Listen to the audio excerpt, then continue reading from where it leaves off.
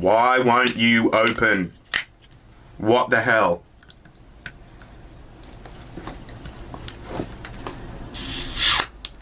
There we go. There we go.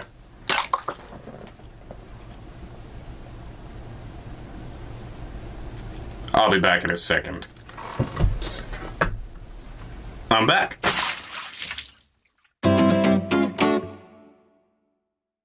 What's up, Squad? It's your Squid, aka the Anxious Squid, here at Anxious Squid Productions. You already know what the video is about, so we're just going to watch it. Possible by The Crew 2, a new open-world racing game from Ubisoft. More about it after the video. No sport is as logistically challenging as motorsports. While equipment matters, get everything to everywhere. In motorsport, the human is only half the athlete. The vehicle is the other half.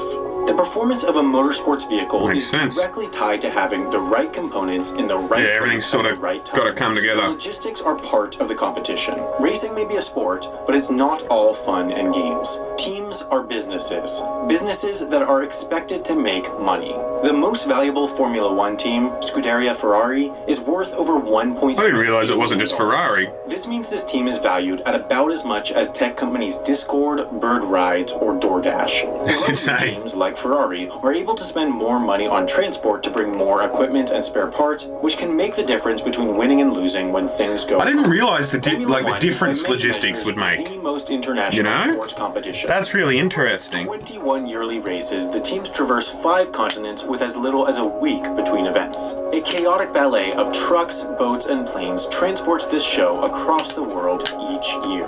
10 teams compete in Formula One, and despite it taking... Why won't you open? What the hell?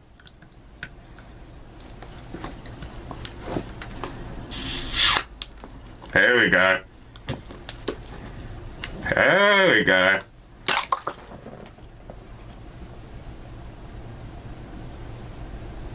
I'll be back in a second. I'm back. That was fucking rude of my Powerade, wasn't it? But there we go. Let's go back some 10 seconds to see where I was at. As a week between events. A chaotic ballet of trucks, boats, and planes transports this show across the world each year. 10 teams compete in Formula One, and despite it taking place worldwide, it is by all measures a European sport. 8 of the 10 teams are registered in and operate out of Europe. That makes sense, yeah. Only the Indian and American teams are from elsewhere, although the Indian team is actually based British in the UK. team, probably, yeah. The US team, based in North Carolina, operates a secondary forward base in the UK so that its staff doesn't have to travel in Europe anyway, yeah. US between each of the European races, which in recent years have been held consecutively with a brief interruption of the Canadian Grand Prix in the middle of the season over summer. Thanks to this, the European leg of the season is, compared to the rest, relatively easy logistically because within Europe, you can drive. The cost of shipping by truck is so comparatively low to shipping by plane that teams bring whole buildings with them to European races. Yeah, fair enough. These buildings Just are like what are flat pack honestly style. referred to as motorhomes, but can be as large as Red Bull's 3-story structure that 3 stories? Offices, bars, and a restaurant with a complete kitchen.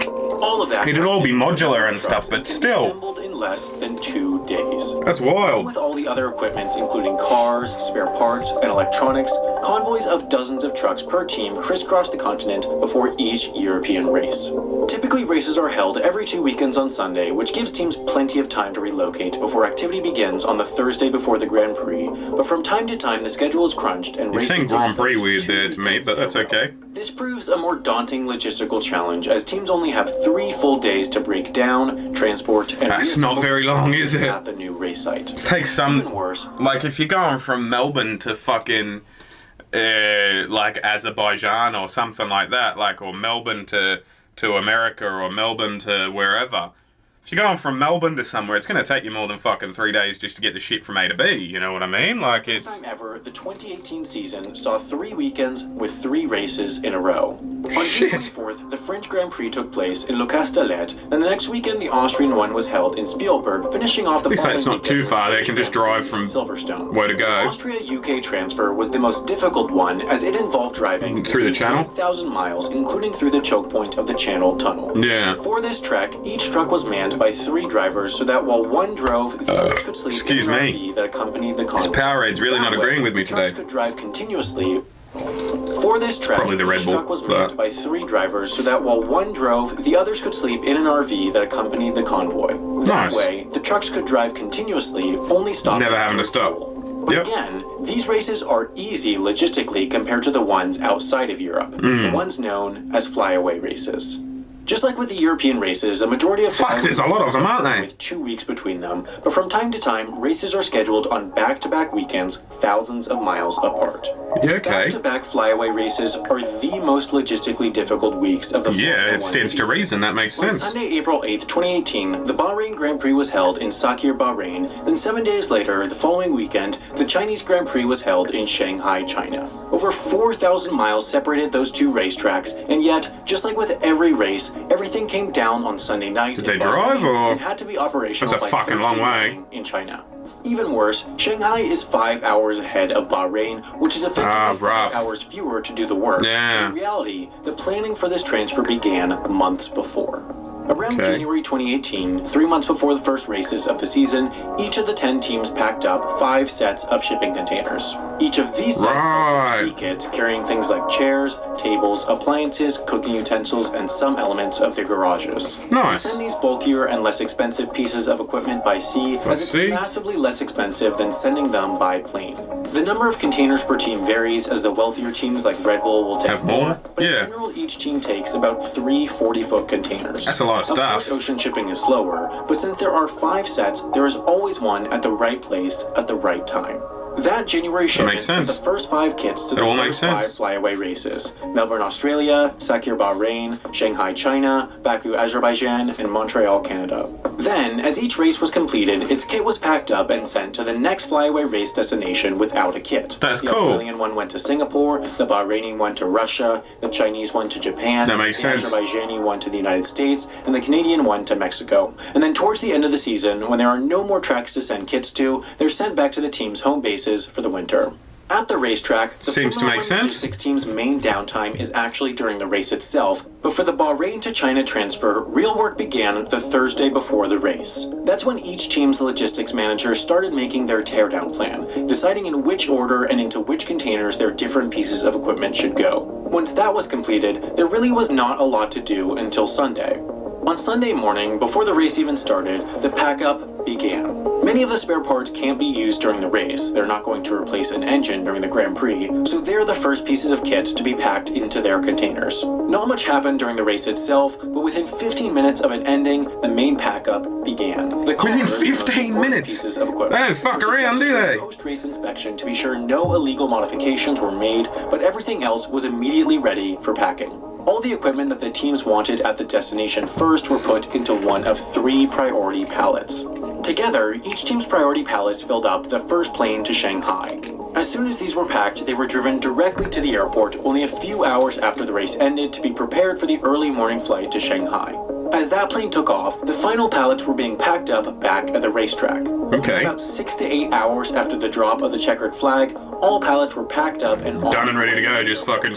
By midday Monday, all 6 of the Boeing 747s used to transport the team's equipment to China. They'd have their own private ones, for sure. Were chartered by Formula 1. Yeah, there we go. Still pay for the space. Also on Monday, all the staff started their journey to Shanghai. Many of the lower-level staff just flew on normal commercial flights, while some of the higher-profile drivers flew private between the 2 countries. After 9 hours in the air, the first plane touched down in Shanghai. I don't know how those big cargo planes look and stuff. Maybe that's just literally not the room. But it would make sense to me if you were going to send people via air anyway. Just send it with the shit. Send them with the shit. You know what I mean? Send them on that same plane that's going that way anyway. But that's probably more expensive than just putting them on a commercial airliner that's doing it anyway. So who knows, right? But that's interesting. Evening local time. The freight was unloaded and brought to customs. Fucking cold now. Night, all the priority freight was on its way to the racetrack. Overnight, logistics workers arranged the different teams' freight into their respective into where they are. That's cool. No team is allowed to touch their freight until Fuck, there's a lot of fingers in a lot of pies in this, isn't there? For fairness purposes and safety to assure that there aren't many people around as pallets are being unloaded and moved. By Tuesday morning, it's game on for the assembly crews. At this point, each team had their 3 priority pallets. I was working. You guys know. Well, I mean, if you're a regular viewer of the channel, you probably know I worked as a mover both in Australia back home when I was at university for some part-time cash, and when I came here to America under the table for a while because I'm not technically allowed to work yet as an immigrant until my green card's approved. And as a mover, like, there's a lot of times when you're moving stuff into storage and stuff like that. And when I worked for Bowral Removals and Storage, there was this one day where this dude, like, the whole fucking factory was fucked. The whole thing, like, there was shipping containers in one factory, and then there, like, in the other building, there was what we called mods, and they were these, like, square, like, it was just chipboard that had been nailed together roughly, like, in cubes, you know, real cheap as fuck squares of wood that people would store stuff in long term that weren't, like, for not enough stuff would fit in a shipping container, so you got like 2 or 3 mods instead or whatever. But I remember this dude hit one side with a forklift, and it was legit like that fucking, like, dominoes, you know what I mean? Like, the whole building just went, and it was the majority of it was a candle company storing empty candles, like just the cups that the wax would then have to be poured into, just glass cups. And legitimately, the point of all this story to tell you is it's one of my, like, most vibrant memories, because I dead set thought I was going to die, because I was on the other side of the factory, right? Me and my other mate, my mate, fucking HJ is what we called him at the time, Harrison, were at the other side of the factory, and we literally heard the bang, the "oh fuck," and then the bang, bang, bang, and we could hear it getting closer, and we legit both just dived into the bathroom. There was this one fucking bathroom that is, like, literally a shitter, like, this seat is wider than the room was, and it's like me to you away was the door, but we heard it and we both just went fuck it and dove into there and shut the door, and then we couldn't open the door, and it took them 3.5 hours to find us, right? Fucking mental. But yeah, forklifts and not having people about while they're being fucked with in the factory. Very, very wise decision to have less people there. That's the TLDR. And safety to assure that there aren't many people around as pallets are being unloaded and moved. By Tuesday morning, my mum thought I died because she, like, all emergency crews were brought, like, because we were the only 2 in the factory at the time, but, like, they were having to fucking dig us out. You know what I mean? And yeah. My mum thought I'd died, but I hadn't, which is good. We had no reception because we were fucking under shit, and yeah, fun story. Each team had their 3 priority pallets. In hindsight, it's a fun story. At the time, didn't put the highest value or most important cargo. They put the things they needed to assemble first, the bare bones of their garage. That includes the wall paneling, the core of their electrical system, and the majority of the IT and communications equipment. By Tuesday evening, that build was done, and the track was once again made inaccessible to the teams as the non-priority. Just thinking about that day, literally staring at this screen, thinking about how fucking scared I was that day. Tuesday morning on for the assembly crews. At this point, each team had their 3 priority pallets and their seat kit. In their priority pallets, teams didn't put the highest value or most important cargo. They put the things they needed to assemble first, the bare bones of their garage. That includes the wall paneling, the core of their electrical system, and the majority of the IT and communications equipment. By Tuesday evening, that build was done, and the track was once again made inaccessible to the teams as the non-priority pallets were delivered overnight. Early Wednesday morning, around 6 a.m., the teams arrived back at the track and began work on the final assembly of the garage. Only after about 4 hours all comes together. Morning, all the different teams' garages were operational. What about the halfway point? 10 Formula 1 teams successfully packed up, shipped all their equipment 4,000 miles, and reassembled their paddocks in 58 hours. That's crazy. Thanks to careful planning and practiced workers, Formula 1 pulls off this impressive feat every year without a hitch. Earlier in the video, I mentioned how the short 7-day Spielberg, Austria to Silverstone transfer is the heart. Austria, I think he said, maybe? Impressive feat every year. Looks like a fucking gorgeous country. Earlier in the video, I mentioned how the look at the hillsides. Look at the sweeping plains leading into the hills and then the valleys on the... Like, that's beautiful. Weird. Like, I mean, never mind the track, you know, like, obviously the track's fucking amazing. It's cool. I like motorsport, blah, blah, blah. But, like, the actual geography of that... Like, are those solar panels or is that, like, bleachers? Or both? That's really cool. That's beautiful area. That's nice. Austria to Silverstone UK transfer is the hardest race transfer in Europe, but interestingly, about a month ago, Ubisoft brought me out to the Spielberg Formula 1 track to try out their new racing game, The Crew 2. The game is open world, meaning that they actually recreated the entire US and you can drive and race through all of it. Fucking hell, have a look at those graphics. Also motorcycles, boats... Have a look at that. That looks realer than real. Doesn't play video games much. Recreated the entire US and you can drive and... I remember back in the day, the step from PS2, like PlayStation to PS2, from PS2 to PS3, like, that, like, I thought that's what PS2 looked like when I was a kid. I was like, holy shit, it looks so real. But, like, looking at that, like, that's intense. That'd be PS4 or Xbox One, surely, this game. Like, that's...